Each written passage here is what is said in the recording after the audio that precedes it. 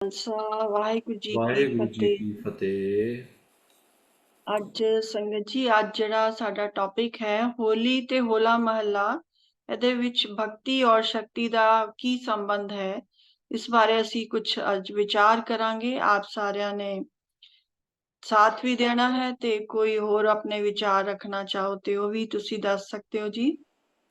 ਹਿੰਦੁਸਤਾਨ ਤਿਉਹਾਰਾਂ ਦਾ ਦੇਸ਼ ਹੈ। ਸਾਡੇ ਦੇਸ਼ ਵਿੱਚ ਮਨਾਉਣ ਵਾਲੇ ਤਿਉਹਾਰ ਕਈ ਤਰ੍ਹਾਂ ਦੇ ਹਨ, ਜਿਨ੍ਹਾਂ ਵਿੱਚੋਂ ਕੁਝ ਤਿਉਹਾਰ ਮੌਸਮ ਅਨੁਸਾਰ ਮਨਾਏ ਜਾਂਦੇ ਹਨ ਔਰ ਕੁਝ ਕਿਸੇ ਪੌਰਾਣਿਕ ਕਥਾ ਨਾਲ ਸੰਬੰਧ ਰੱਖਦੇ ਹਨ। ਹੋਲੀ ਦੇ ਤਿਉਹਾਰ ਦਾ ਸੰਬੰਧ ਮੌਸਮ ਔਰ ਇਤਿਹਾਸ ਦੋਨਾਂ ਦੇ ਨਾਲ ਹੀ ਹੈ। ਬਸੰਤ ਰਿਤੂ ਆਉਣ ਤੇ ਜਿਸ ਤਰ੍ਹਾਂ ਚਾਰੋਂ ਤਰਫ ਰੰਗ ਬਿਰੰਗੇ ਫੁੱਲ ਖਿਲ ਜਾਂਦੇ ਹਨ ਔਰ ਹਰਿਆਲੀ ਛਾ ਜਾਂਦੀ ਹੈ, ਉसी तरह गुरु जी फरमान करते हैं कि ये फुल और हरियाली कुछ समय तक ही नजर आते हैं। मौसम विच बदलाव आण ते ये फुल सुक जाते हैं और गुरबाणी दे विच कीतियां होइयां कुछ पंक्तियां दे अनुसार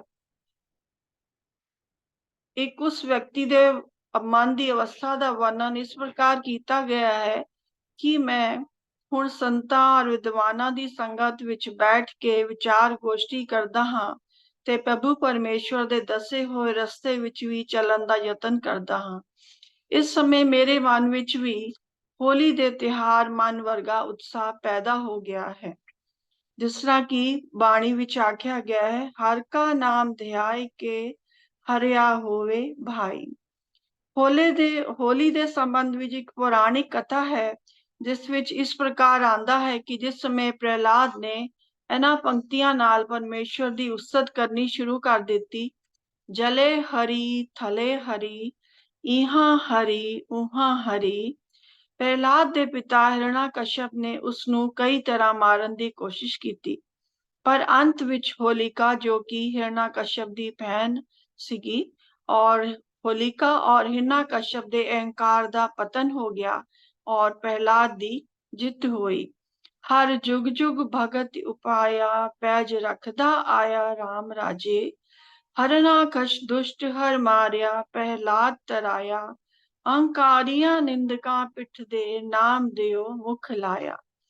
इसी तरह शहीदां दे सरताज धन धन श्री गुरु अर्जुन देव जी नूं जदों तत्ती तवी ते बैठाया गया, जिस बारे की एक कवि दे कुछ इस प्रकार दे वचन हैं जो कि लिखते हैं, मेरी सदा को दबाना तो मुमकिन है, मगर बदलते वक्त की रफ्तार को कौन रोकेगा, मगर हयात की ललकार को कौन रोकेगा, गुरु हरगोबिंद की तलवार को कौन रोकेगा। श्री गुरु हरगोबिंद साहिब जी ने उस समय सिखा नूं बाणी नाल ते जोड़िया और शस्त्र विद्या विच भी निपुण करके संत सिपाही बनाने वास्ते मीरी और पीरी दियां दो तलवारां धारण कीतियां। श्री गुरु अंगद देव जी नूं एक बार एक सैनिक ने प्रश्न किया कि मेरे कोल ते हर समय हथियार होंदे हन ते मैं धर्म ते मार्ग ते किस तरह चल सकदा हां। श्री गुरु अंगद देव जी ने भक्ति और शक्ति नूं सम्मिलित करके वचन कीते कि एक सैनिक द्वारा उठाई गई तलवार अगर जुल्म दे खिलाफ है ते वो भी एक धर्म ही है।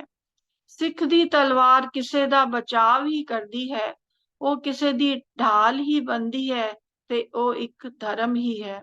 अगर कोई सिख इंसानियत दी रक्षा वास्ते तलवार चुकता है और गुरु जी द्वारा दसी गई मर्यादा नूं भी संभालता है, वो सिख अपने धर्म विच परिपूर्ण है। धन धन श्री गुरु गोबिंद सिंह जी ने देखिया कि कुछ पहाड़ी राजे मुगल शासकां नाल मिल के कुछ साजिश कर रहे ਹਨ। गुरु जी ने अनंतपुर साहिब विच होला महला त्योहार की शुरुआत की। होला जिस तरह की एक अरबी शब्द है जिसका शाब्दिक अर्थ है हमला, और महला कोई खास जगह जिथे खालसा पंथ युद्ध कला विच निपुण हो सके, वो गुरु साहब जी ने अनंतपुर साहिब जी की जगह नूं चुनिया सीगा। अवरन की होली मम का होला, किरपा नित करो वचन अमोला। होला महला दे इस तिहार विच गुरु जी ने ਸਿੱਖ ਨੂੰ ਬਾਣੀ, ਸ਼ਬਦ ਔਰ ਸ਼ਸਤਰ ਵਿਦਿਆ ਦਾ ਅਭਿਆਸ ਕਰਵਾਉਣਾ ਸ਼ੁਰੂ ਕਰਵਾ ਦਿੱਤਾ। ਆਓ ਸਿੱਖ ਸਤਿਗੁਰੂ ਕੇ ਪਿਆਰਿਓ, ਗਾਵੋ ਸੱਚੀ ਬਾਣੀ। ਕਿ ਗੁਰੂਆਂ ਦੀ ਬਾਣੀ ਦਾ ਪ੍ਰਤੀਦਿਨ ਅਭਿਆਸ ਕਰੋ। ਸ਼ਬਦ ਗੁਰੂ ਨਾਲ ਜੁੜਨ ਵਾਸਤੇ ਗੁਰੂ ਜੀ ਨੇ ਸਚੇਤ ਕੀਤਾ। ਗੁਰ ਸਤਗੁਰ ਕਾਜੋ ਸਿੱਖ ਅਖਾਵੇ, ਸੋ ਭਲਕੇ ਉਠ ਹਰ ਨਾਮ ਧਿਆਵੇ। ਸ਼ਸਤਰ ਵਿਦਿਆ ਦੇ ਅਭਿਆਸ ਨੂੰ ਗੁਰੂ ਜੀ ਨੇ ਹੋਲਾ ਮਹੱਲਾ ਦਾ ਨਾਮ ਦਿੱਤਾ।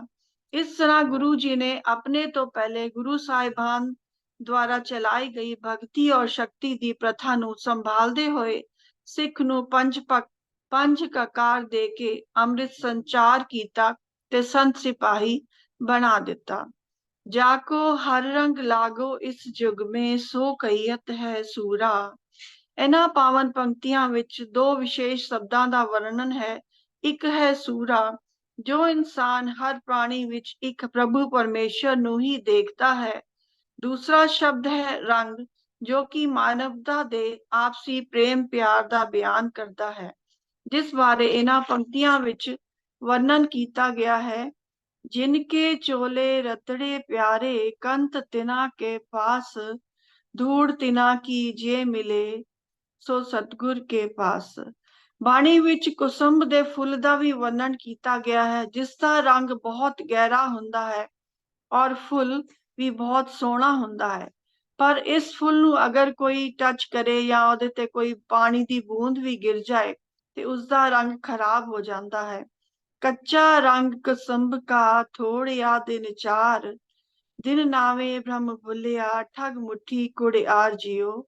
ਫਿਰ ਅੱਗੇ ਫਰਮਾਨ ਕਰਦੇ ਹੋਏ ਦੱਸਦੇ ਹਨ ਕਿ ਸਿੱਖ ਕਿਸ ਤਰ੍ਹਾਂ ਪਰਮ ਪਿਤਾ ਪਰਮੇਸ਼ਵਰ ਦੀ ਬਖਸ਼ਿਸ਼ ਪ੍ਰਾਪਤ ਕਰ ਸਕਦਾ ਹੈ। ਤੇਰਾ ਏਕੋ ਨਾਮ ਮਜੀਠਰਾ, ਰਤਾ ਮੇਰਾ ਚੋਲਾ, ਸਭ ਨਵ ਰੰਗ। ਕਿ ਗੁਰੂ ਸਾਹਿਬਾਨ ਜੀ ਦੀ ਦੁਆਰਾ ਦੱਸੀ ਹੋਈ ਮਰਿਆਦਾ ਅਨੁਸਾਰ ਚੱਲ ਕੇ ਮਜੀਠ ਦੇ ਰੰਗ ਨੂੰ ਅਪਣਾ ਕੇ, ਜੋ ਕਿ ਸਭ ਤੋਂ ਪੱਕਾ ਰੰਗ ਹੈ, ਮਨੁੱਖ ਪਰਮੇਸ਼ਰ ਨੂੰ ਪ੍ਰਾਪਤ ਕਰ ਸਕਦਾ ਹੈ। ਮਜੀਠ ਇੱਕ ਪੌਦਾ ਹੈ ਜਿਸ ਤੋਂ ਕਿ ਪੱਕਾ ਰੰਗ ਬਣਾਇਆ ਜਾਂਦਾ ਹੈ। ਮੇਰੇ ਮਾਧੋ ਜੀ ਸਤ ਸੰਗਤ ਮਿਲੇ ਸੋ ਤਰਿਆ, ਗੁਰ ਪ੍ਰਸਾਦ ਪਰਮ ਪਦ ਪਾਇਆ, ਸੂਕੇ ਕਾਸ਼ਟ ਹਰਿਆ। ਆਓ ਅਸੀਂ ਵੀ ਗੁਰੂ ਜੀ ਦੇ ਸਿਧਾਂਤ ਨੂੰ ਸਮਝ ਕੇ ਗੁਰੂ ਜੀ ਦੇ ਉਪਦੇਸ਼ਾਂ ਨੂੰ ਆਪਣੇ ਜੀਵਨ ਵਿੱਚ ਅਪਣਾਉਣ ਦੀ ਕੋਸ਼ਿਸ਼ ਕਰੀਏ। ਇਹਨਾਂ ਸ਼ਬਦਾਂ ਨਾਲ ਹੀ ਅੱਜ ਦੇ ਇਸ ਟੌਪਿਕ ਦੀ ਸਮਾਪਤੀ ਕਰਦੀ ਹਾਂ ਜੀ। ਇਹਨਾਂ ਵਿਚਾਰਾਂ ਵਿੱਚ ਕੋਈ ਕੀਤੀ ਹੋਈ ਭੁੱਲਾਂ ਚੁੱਕਾਂ ਦੀ क्षमा ਦੀ ਯਾਚਨਾ ਕਰਦੇ ਹਾਂ।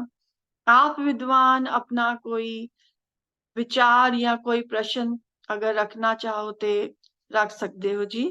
ਵਾਹਿਗੁਰੂ ਜੀ ਕਾ ਖਾਲਸਾ, ਵਾਹਿਗੁਰੂ ਜੀ ਕੀ ਫਤਿਹ। ਵਾਹਿਗੁਰੂ ਜੀ ਕਾ ਖਾਲਸਾ, ਵਾਹਿਗੁਰੂ ਜੀ ਕੀ ਫਤਿਹ। ਬਹੁਤ ਬਹੁਤ ਧੰਨਵਾਦ ਹੈ ਜੀ ਆਪ ਦੇ।